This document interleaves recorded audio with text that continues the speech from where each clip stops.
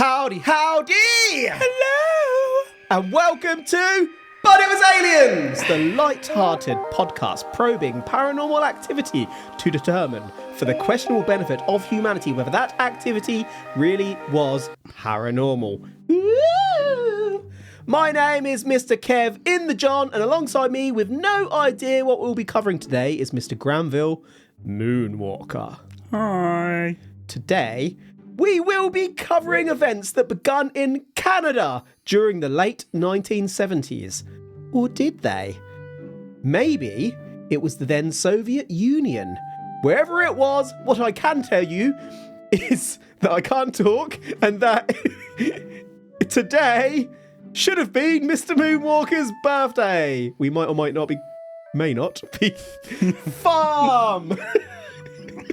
We may be recording this a little bit late, but it means that I'd usually give Mr. Moonwalker the choice that I never had. But today, I'm just going to murk him. Possibly myself too. It's going to be a murk off. We're going to murk each other off, Mr. Moonwalker. How'd you feel about that? So, probers, during the week, I messaged Mr. Greybeard asking what episode we were going to do and whether or not we were going to do said birthday episode. I also asked if I was going to end up absolutely wasted. I was told no, because he was going to give me the choice that he never had. That message was then preferenced with, "Oh, do not drive." I stand by both of those comments. So I was ready for this, in a way. In a way. Completely not part of the episode. Do you want to do a cock? Yeah, sure. Take your pick. Purple, red, or yellow? Ooh. Well, yellow is my favourite colour, so let's go. Ooh, mango margarita.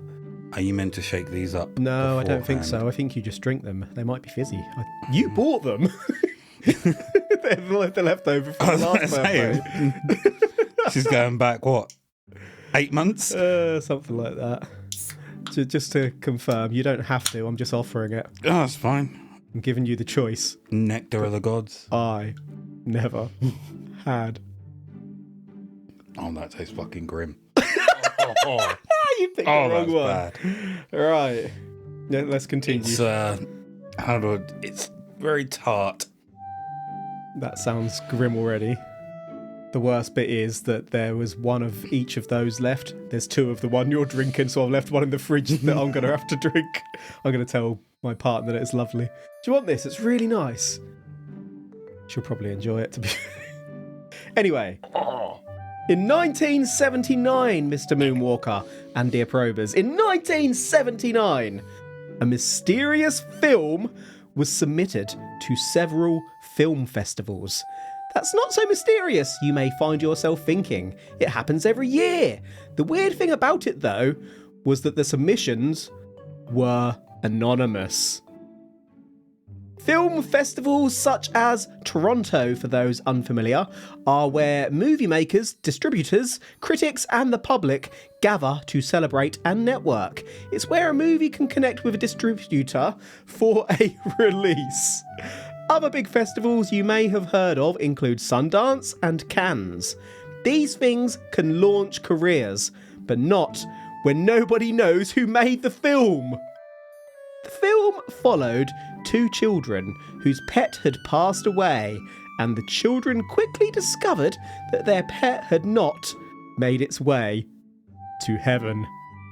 It was a creepy film, no doubt, not even quite feature length, but there was something else that was just off about it. As people watched, weird, disturbing visions came to them as if spliced into their reality. The film was called Antrum.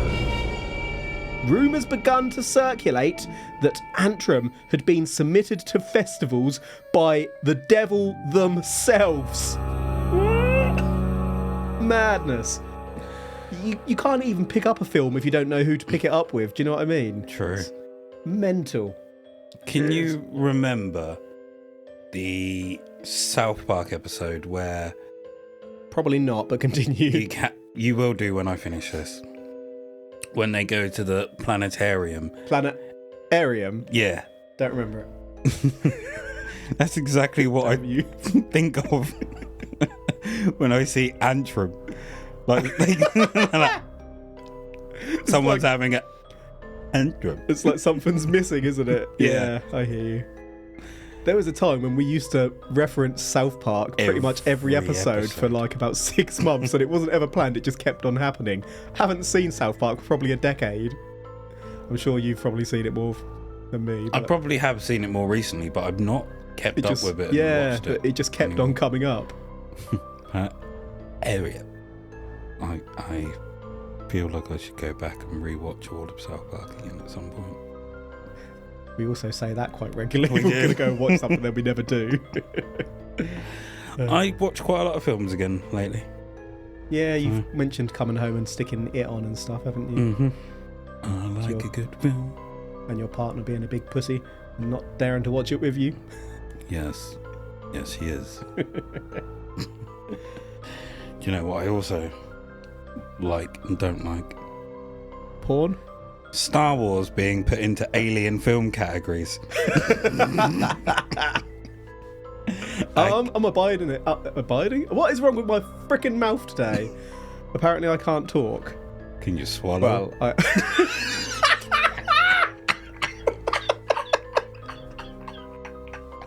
oh, Jesus Christ.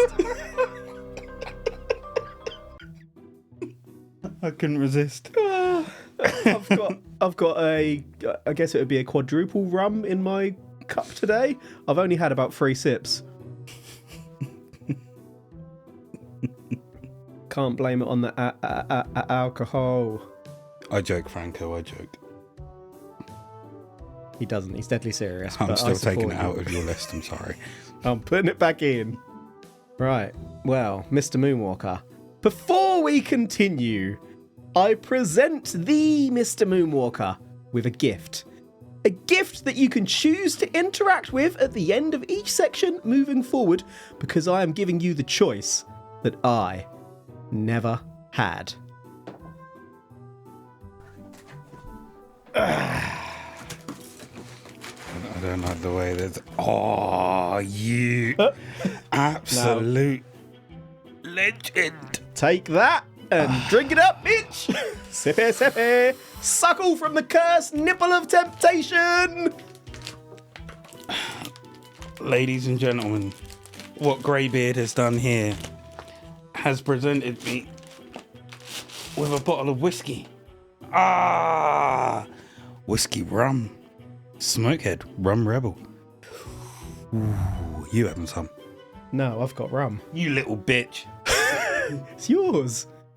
Right, let's get this open, shall we? That's a fucking lovely cask, bottle holder, thing, case. That's a thing of beauty. Tube. I'm gonna post that somewhere. I say that a lot as well. Yeah.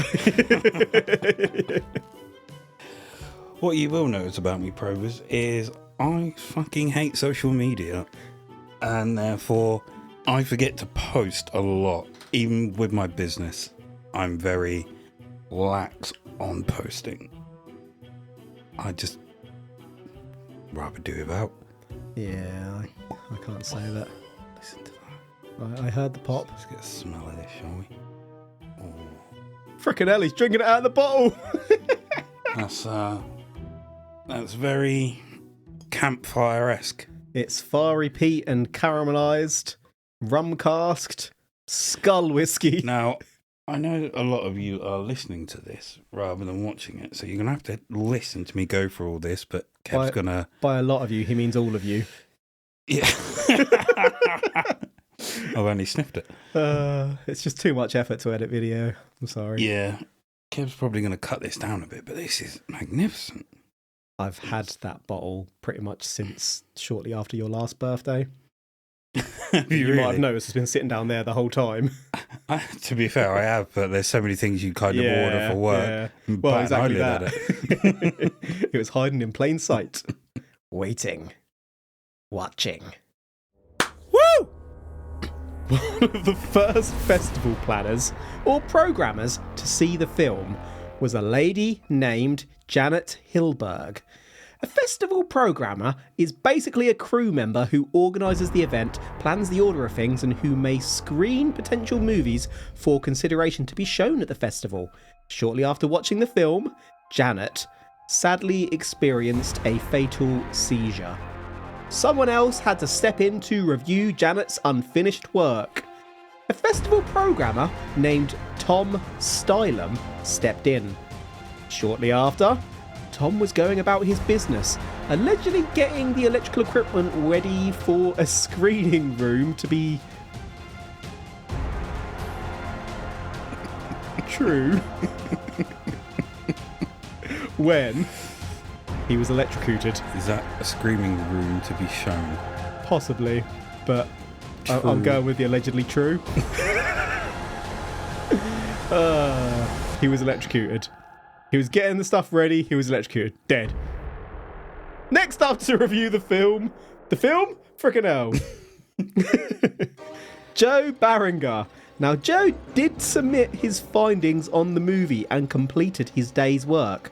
Joe later went to the seaside where Joe was stung by a stonefish, the world's most venomous fish. Joe died. 1, 2, 3. All gone. Those deaths weren't the last. A further 4 festival workers lost their lives in unusual but non-specified circumstances. People started talking. It obviously would be crazy to think that a film was literally cursed. It was also a bit of a weird movie. The film was rejected from all of the festivals it was submitted to, and Antrum was never seen again. The question I have is... I hope it's an easy one, because... Was this considered a modern-day Final Destination? Well, it was a little bit before it, wasn't it? We were talking 70s. Oh, so it was, yeah. Sorry. So you could was say this the that original Final Destination? Perhaps. Is this where they got the idea from? It could have been. It could have been. Also, were these people real? Do we have... Well, I gave you the names of the first 3. Yes, you did give me the names of the first 3, but are they real names and real people that real, worked in they're real the names, industry? yeah. Because it's a very good gimmick to get a film some notoriety and to make some money without... You suspicious bastard. The film didn't get picked up, remember? Yeah, but the film can be shit, but if you make enough noise about the film, people will buy it. Or people will want to see it, therefore making it more popular. Because there are a bunch of shit films out there that are popular. Star Wars. Whoa! Shots fired. I'm kidding. Wow. I hear you. You're suspicious, but I hear you. Have a little sippy sippy before we continue, sir. Sippy sippy. The film was indeed never seen again until 1988. Somehow, a copy of the film was unearthed in Budapest, Hungary, and was shown on the big screen. Yep, a movie theatre got hold of it, and things weren't so closely regulated back in the 80s. I suppose if it was submitted to several festivals, there could have been a handful of copies circulating, so Antrum was bound to pop up from time to time. During the 1988 screening, the movie theatre caught fire. Natural fires in theatres would usually begin in the projector room, but this fire did not. The fire started in the audience area. 56 audience members were burned alive to death as the room collapsed. In fact, most of the theatre area and most of the theatre itself burnt down. Everything was gone, melted or damaged beyond repair. everything except the Antrum movie reel. The cause of the fire could not be determined. With this, the film became a cult legend. I think you need to start calling it Antrum. Antrum. Antrum. Wow. Did this really happen, or is this part of a lore that has followed the film? Well, it's almost like this has then inspired generations to come. Very similar to like what I said before. Are these just kind of made up stories that to make the film more of a cult legend? Or That's pretty ahead of its time for like the 70s, isn't it? not necessarily? Necessarily. Not. But alright, you say these people actually did die. That's 56. That's pretty... So this And film, that's a specific number. It's not like everyone or hundreds. It's the exact number. this film has taken 63 people so far. Yeah. I Is guess there? Do we know the runtime of the film? It's not necessarily a feature-length film. Yeah. I'll tell you in a little bit. If the number of people that have unfortunately perished happens to match the runtime of the film, What if it's in seconds rather than minutes, though? I'm Still work to do. going to call bullshit instantly. Right. Well, just to sort that out and get that out of your mind. No. I think. Anyway, sippy. Have you seen the film? No, I genuinely haven't. The choice that I never To watch the film or have a drink? drink. For now. The movie was never screened again. Until 1993, San Francisco. Antrum had gained notoriety and a local theatre sought the movie out for its willing audience. They found one of those loose copies I mentioned. The theatre was upfront about the tragedies that had befallen most who had seen the film, and the audience entered the theatre willingly. All were aware of the risks.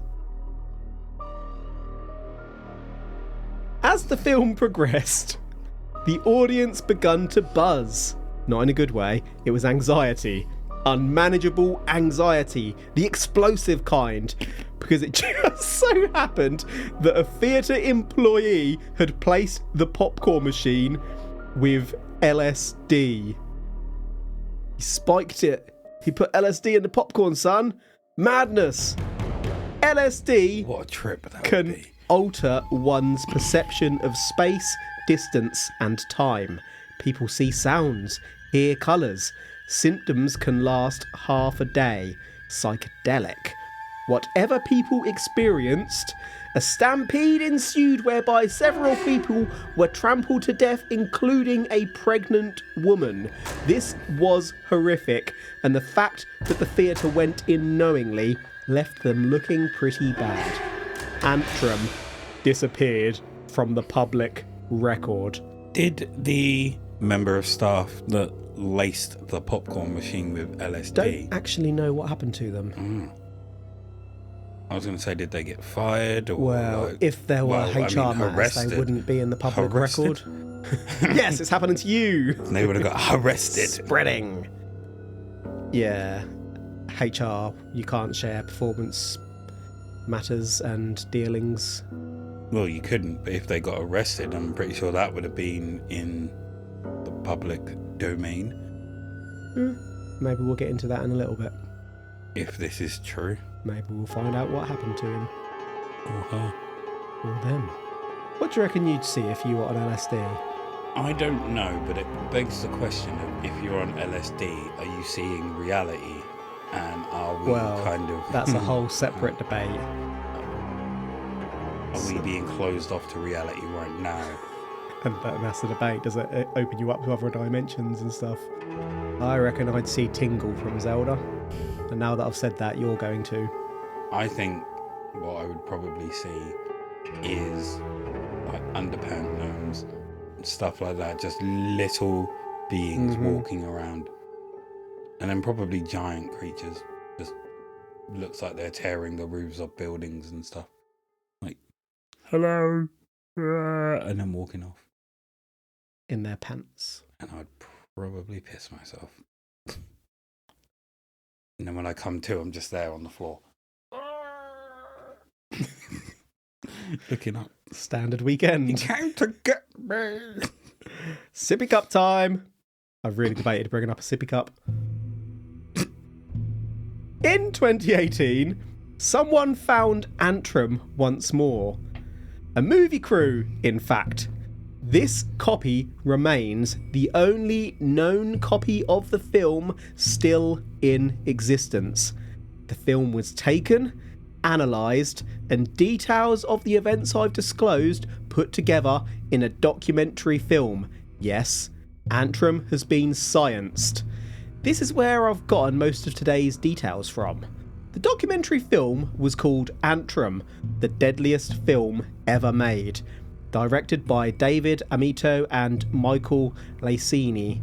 As part of this process, the crew analysed the film and discovered that the copy had been doctored by an unknown party at some point in its past, implementing snippets of another film alongside the already disorientating subliminal imagery. A real-life torture or snuff film. Antrum appeared to have been filmed in Southern California, but its origins were reported to be mysterious. The documentary film was released during October of 2018, and the crew included their copy of the original Antrum film within their documentary, sticking a cursed film in a wide theatric release. Great idea. What's the worst that could happen? I wonder if it's a certain time, like you have to watch the film for a certain time before the effects kick in, or a specific scene. And what happened to the documentary makers? Are we going to get onto that? Are they alive? We'll cover some of that, yeah. Are they the only two that were in the documentary, or was there others? There were others analysing and whatnot. And have they all seen the film? Parts of it, if not all of it, but we're going to get into that probably in the next 2 sections. Okay. If you were offered the chance to, like, say you were a videographer and you were offered standard wage, nothing crazy, would you pick up this job? No. Yeah. Even though if you don't believe in them, why take the risk? Like, There's got to be other work out there.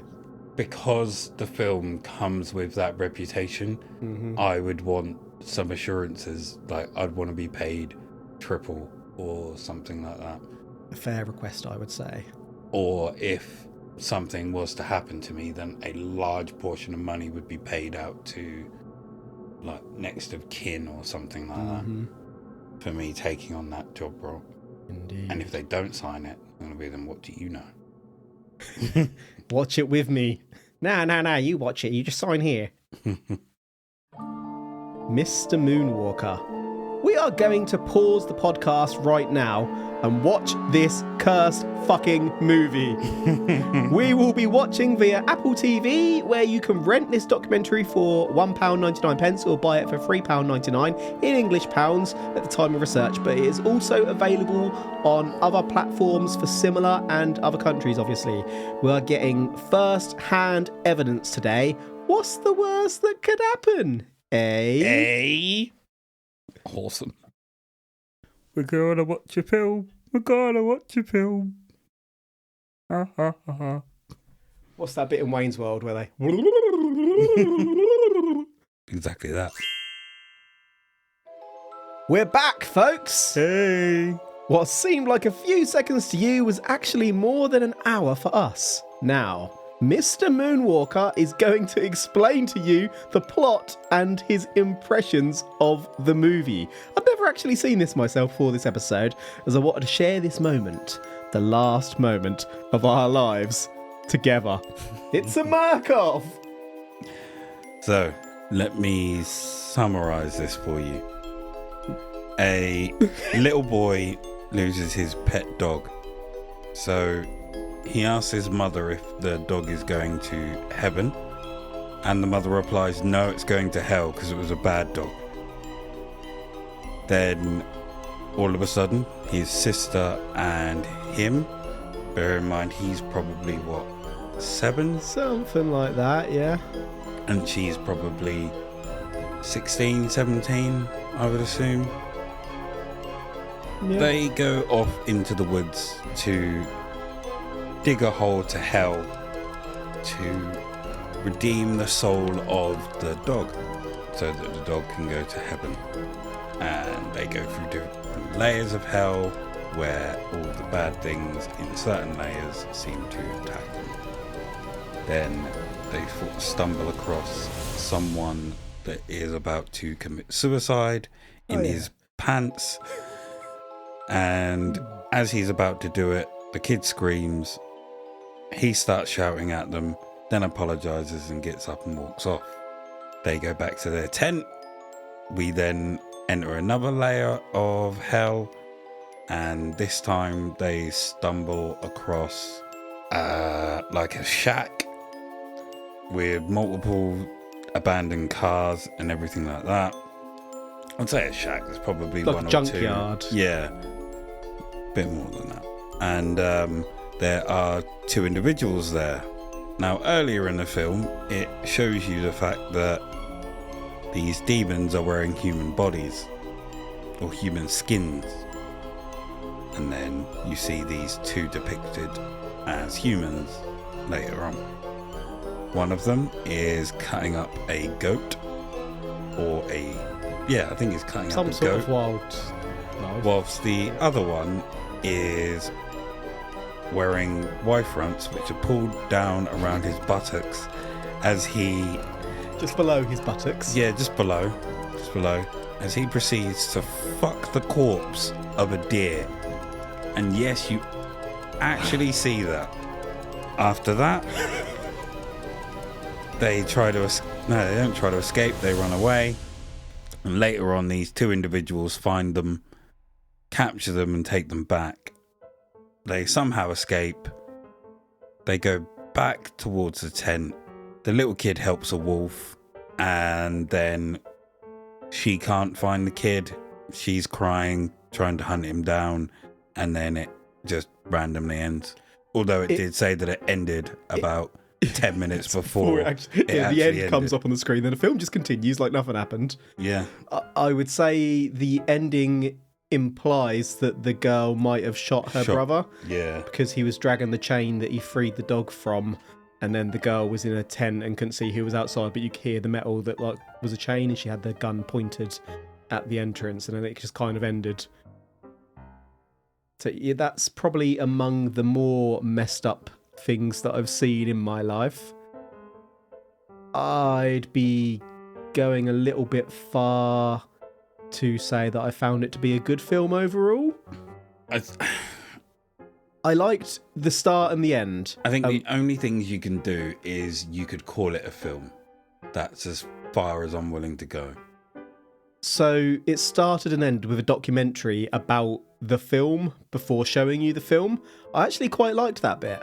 Yeah. The actual movie in the middle that Mr. Moonwalker has just described, just a bit weird and messed up. Very weird and messed up. I wonder if it was a bunch of people having a laugh to try and see if they could... You know how it was LSD used to be tinkered with to see what effects that it would cause people. I wonder if this was similar. Like they were like, we don't know what this does, but let's experiment, and then they just put it out into the ether rather than like controlled experiments. Let's just put it out. No one say who's done it and see what happens. Do we know what happened to any of the actors in the film? I'm gonna get onto that in a minute, Okay. I think. I will be highly surprised if Underpant Deerfucker isn't a sexual deviant. Do you reckon he's put that on his CV? I hope not. I hope this film's nowhere near his CV. And he's ashamed of himself. He was literally in a pair of white fronts and devil horns Yep. and a jacket. I will give him one thing. He did look very much like The his sort of role. person who'd shag a deer. Like, he's meant to be this demented kind of character who's walking around in like white fronts with a suit jacket on, glasses and a like antlers for a hat. I mean, he looked the part of someone messed up, and he played it really well. But no. Quite a highly rated film. Yeah, I think me and you are on the same page here. Just not. Well, let's move on. Usually at this point I'd science you up, but Mr. Moonwalker has seen the movie. We've heard the accounts. We've had the deaths verified. There isn't much to science with. We can't confirm that this didn't all happen. So what could be happening here? Option 1. Someone spliced dirty footage into the frames of a weird horror movie and people are picking up on those images subconsciously when watching, which leads them to freak out or do silly shit. Add LSD to the mix and you're literally asking for trouble. Was this all natural? Don't worry, I haven't put LSD in Mr. Moonwalker's drink. Nothing is going to happen. To me. Option 2. Curse. Did someone, possibly the devil, literally take this freaky little movie and apply a curse to it? Did someone, who could have been the devil, add little sections to an already freaky movie with paranormal powers? We can't prove that this didn't happen. Oh, and before we conclude, I was able to verify that there was a theatre in Budapest in 1988. There were also theatres in San Francisco in 1993. That is the probe, with no details left out. I don't know where to go after watching that film. I need to go have a shower. That's where I need to go. It just felt dirty. It was clearly trying to unsettle you and give you like an off vibe, but it was just weird. We watched it with my dog, and the dog looked quite uncomfortable at the start of it. Really when the dog did. was crying, he doesn't usually pay attention to TV. He was proper watching it for like 5 minutes, thinking, "What the hell is this? I don't like it. Make it go away." Then he started snoring. It was... A lot of the film was just very unnecessary. Very unnecessary. Yeah, it was a lot of filler with random occult imagery and, like I say, trying to unsettle you. I get part of it, because you could have made the film out of the part with the dog and trying to redeem the dog's soul. And then there's another bit which, if anyone's going to ruin the film, if anyone's going to watch the film, If anyone's going to root. I'm not going to ruin it for you. Going to root you. But the part where they mention she made the whole story up and everything like that, that could have been a really good film. But they added so much weirdness to it. Like, why was he in Y fronts? Because he could be, I think. And the way the kid was just weirdly staring at things. I know it's meant to be a whole kid sixth sense can see things thing, but unnecessary and weird. Yeah. So, in summary, we haven't summarised yet. What mother tells their kid that their dead dog has gone to hell? I wasn't entirely clear on whether that actually happened or whether he dreamed it. It didn't make it clear, but shit mum, yeah. Again, this Get it out, go on. This is going to spoil the film. Oh, don't worry. Okay. If you don't want to have the film spoiled, you probably shouldn't listen to this episode. So. They implied towards the end that the dog may have bitten his arm. Yeah, again, I wasn't sure if that was a dream or not, but yeah. But if that's where the scratches came from... And then the dog was put down. On his arm, they weren't really that bad. No, but it could have been a while ago and they were healing, I guess. But then they looked partially fresh. There was like real redness to them. Well, when It you didn't saw match, did it? the wound Yeah, after the it looked pretty severe. Yeah. they did not match. Yeah. Such a weird film.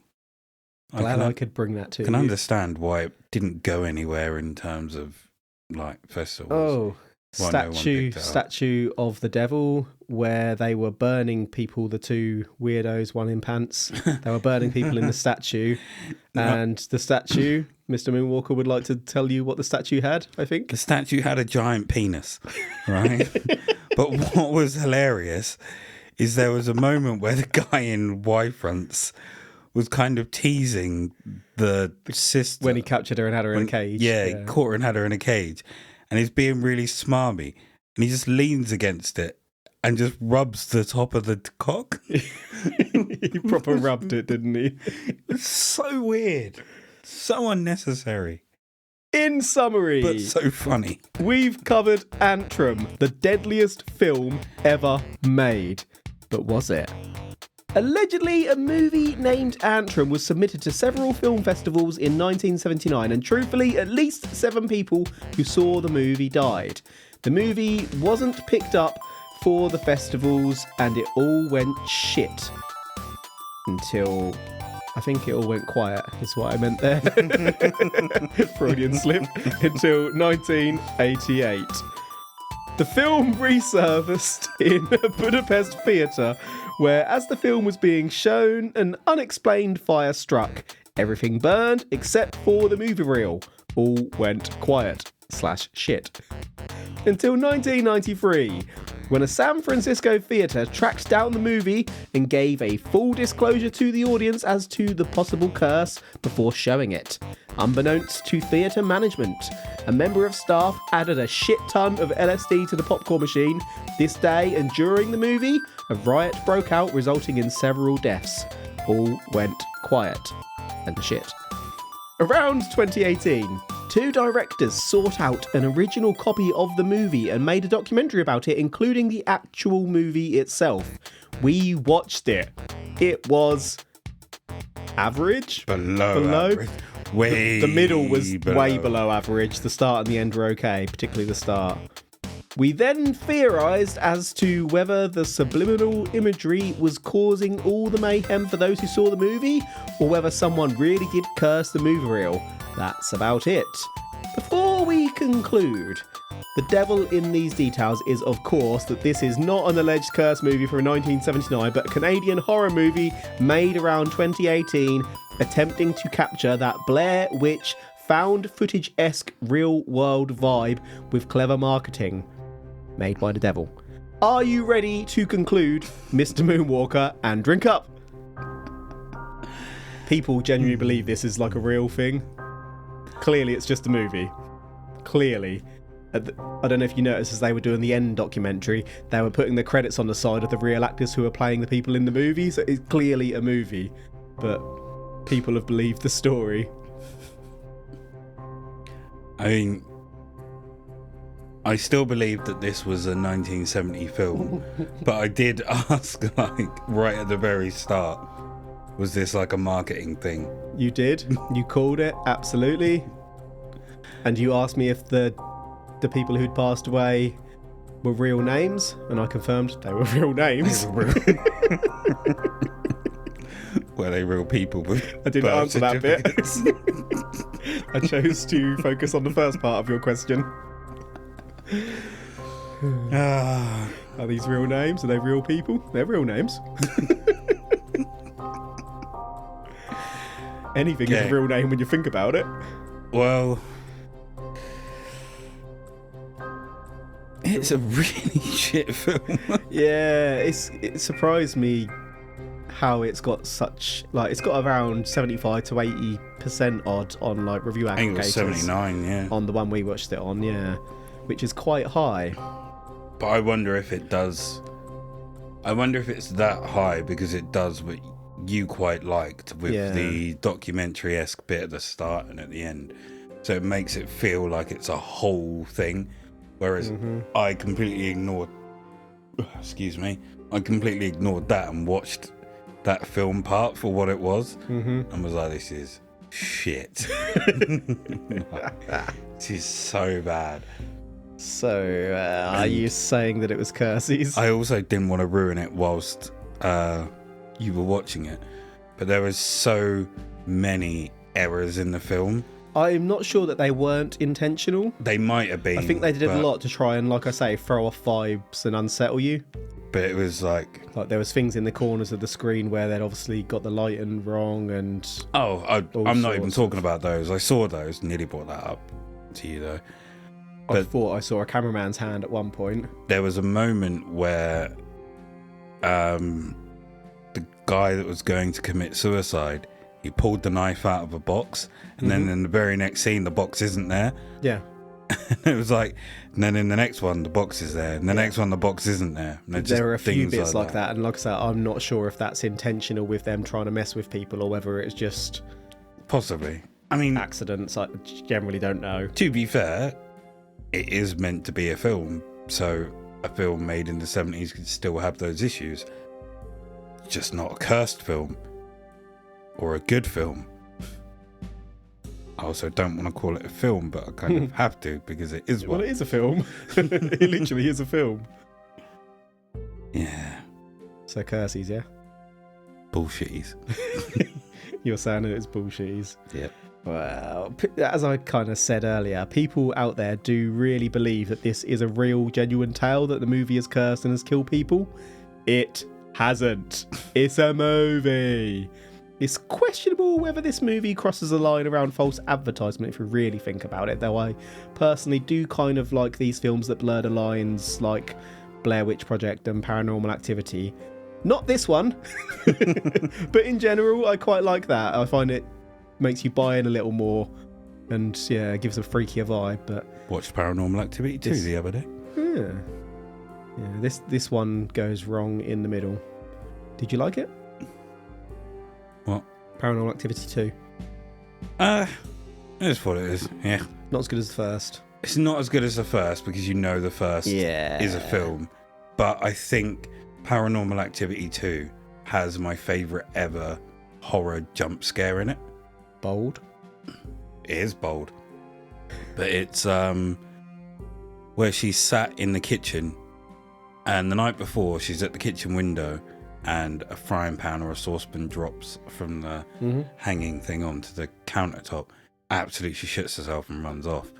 The following day she is sat there reading a magazine with a cup of tea, and it's that moment where everyone focuses, like there's a little bit of wind on the pan, and then everyone focuses on the cup because you expect the cup to go flying across, and then every fucking drawer and everything just opens at once. That is my favourite fucking jump scare. Right, well, I suppose just to clarify that I'm not saying that it's cursed, and we will live to see the next episode. Any final thoughts, Mr. Moonwalker? Oh, will we? Well, if we don't, then we take it all back. Walk down the road, there's a guy in white fronts. Hopefully I'm not going to get tortured in a bonus statue. That is a wrap for today. Thank you for listening to But It Was Aliens. If you enjoy what we do and want to support the show, you can head on over to the darkest corner of the internet over at patreon.com/But It Was Aliens, where each month we release bonus episodes we call Sad Probes. There we cover the weirdest, naughtiest, or downright sexiest of paranormal mystery, history, and conspiracy. You can gain access to those episodes for quite literally less than a cup of coffee. You can share episode suggestions with us on the Twitter. At But It Was Aliens. You could also say hello on Facebook, where Connected to But It Was Aliens is a secretly public private group called Extraterrestrial Towers. Being a member of those towers grants you protection from the aliens when they invade. It's movie night tomorrow in the towers, and we are watching a movie that absolutely was not made at home by Mr. Moonwalker and spliced with cursed imagery to end your life so that we can take and sell your belongings for rum and whiskey. We would never. You are safe with us. That is it for this episode. So until next time, how does EG stand for example? The truth is up there. #.